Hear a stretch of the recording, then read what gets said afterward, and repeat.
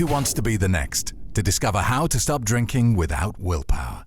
Visit stopdrinkingexpert.com and grab your free place on today's coaching session.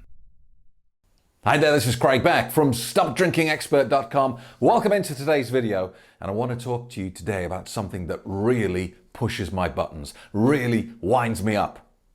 And it's the imbeciles on social media who type comments without thinking.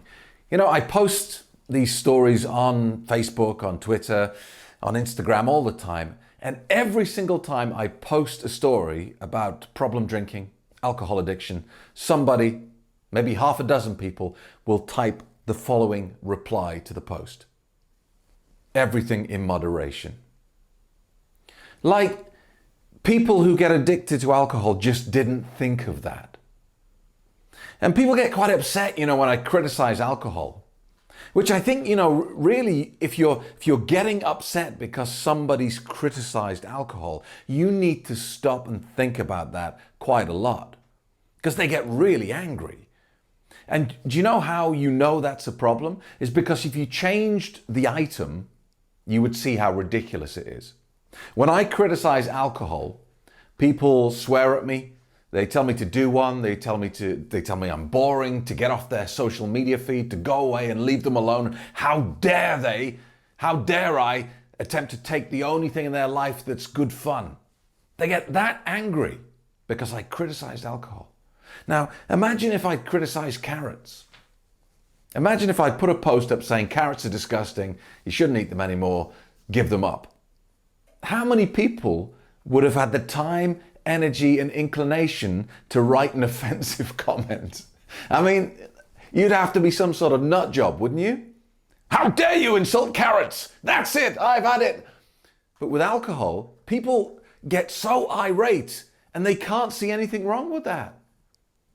It makes me want to reach through the screen and say, you're getting really angry because it's a drug, not because you like it. Not because you think I'm taking away your civil liberties. You're addicted to a drug. Anyway, by the way, sorry I'm a bit croaky. It's just a cold. I promise I haven't got coronavirus, which everyone thinks these days when you cough in public, don't they? Stay away from it. So these people, they put this comment like, everything in moderation. Alcohol's no problem. It's fine as long as you respect it and you drink in moderation. And the kind of unspoken message of that sort of comment is, if you get addicted to alcohol, you're just stupid. You didn't think about it. You didn't remember to drink in moderation. And that's quite offensive when you think about it, because the implication is that, you know, alcohol kills 3 million people every year. And the implication is of these people is that it was just the stupid people who died. The people who couldn't work out that moderation is the key. And so I wanted to talk about that today. Is it true? Is it, you know, that stupid people get caught in the alcohol trap and the intelligent, logical, controlled people don't? Well, I can tell you in my experience of doing this for 10 years now and traveling around the world to do my quit drinking boot camps, I've never met a single person where I've come to the conclusion that they're just stupid. I've never listened to anyone describe their drinking routine to me and thought, well, you're just an idiot. It's never happened. But the opposite has happened. I have met so many amazing, intelligent, successful people who are addicted to alcohol. Last year, maybe 2 years ago now, I did a coaching session with a guy from Texas. He rang me in a desperate state. He said, Craig, my drinking is really knocking me financially. He said, I'm just not on the ball anymore. He said, I run my own company. I'm very good at what I do. I've made a lot of money over the years. I know how much I should be earning if I'm really at my full speed. If I'm really, you know, hitting it, I should be earning this much. He said, and I've just started drinking half a bottle of whiskey a day because I'm so stressed. I got all these lawyers coming on to me, and every day I get home and I just open the whiskey and I just want to switch my brain off. And I said, well, how do you know that, you know, this is affecting your business? He said, well, these days, in the last 6 months, I'm only making $500,000 a month. I thought, well, you loser. No, I mean, $500,000 a month, and he categorizes that as failure. I don't know what he's supposed to be earning. But don't tell me that guy's stupid. Don't tell me that guy just hasn't got the brains to work out that moderation is the key. And if you just respect alcohol, it's fine. And that's, that's a recurring story. I've met, consultant surgeons, I've met lawyers and bankers and people who've done amazing things for humanity, people who've run charities and all these sorts of things.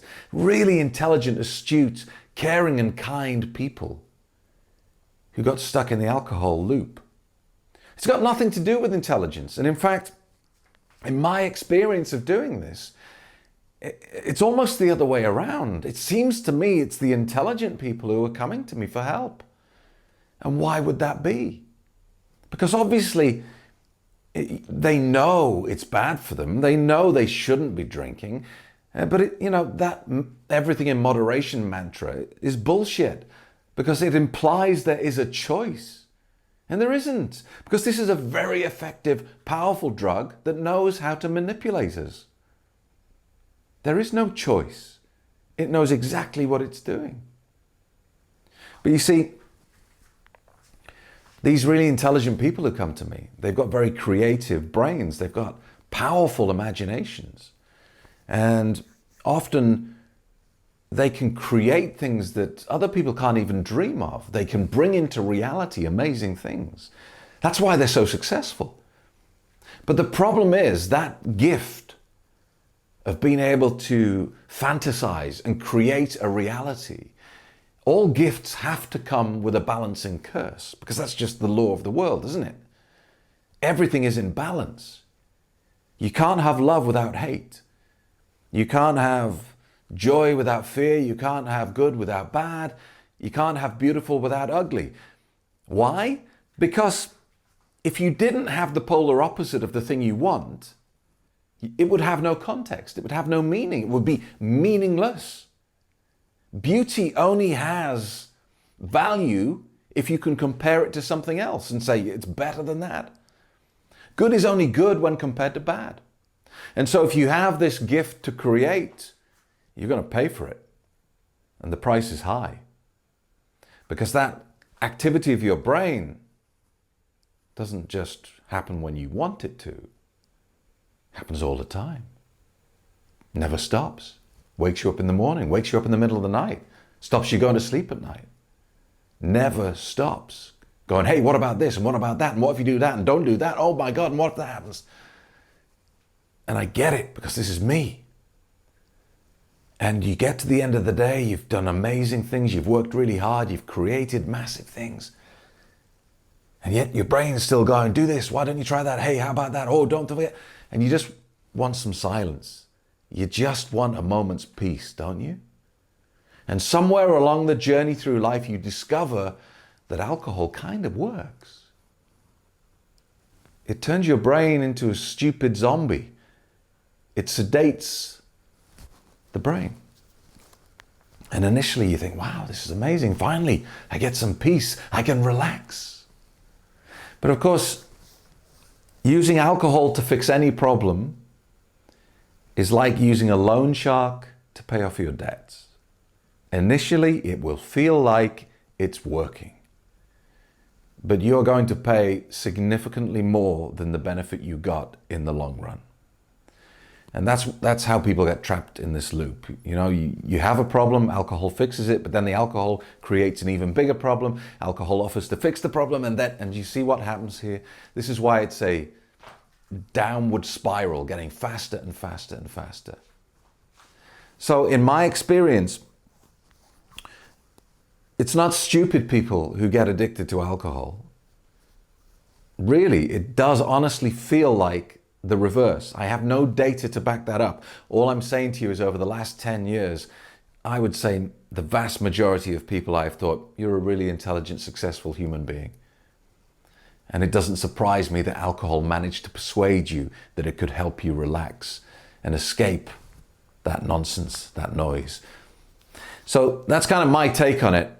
And to all the people who post on my social media page that moderation is the key. No, I'm not even going to say it, but you know what I think about you. So thanks for watching, and I'll see you in the next video. Don't forget, like and subscribe to my YouTube channel. Love to see your comments. And if you have any questions, get in touch with me. Go to the website, stopdrinkingexpert.com.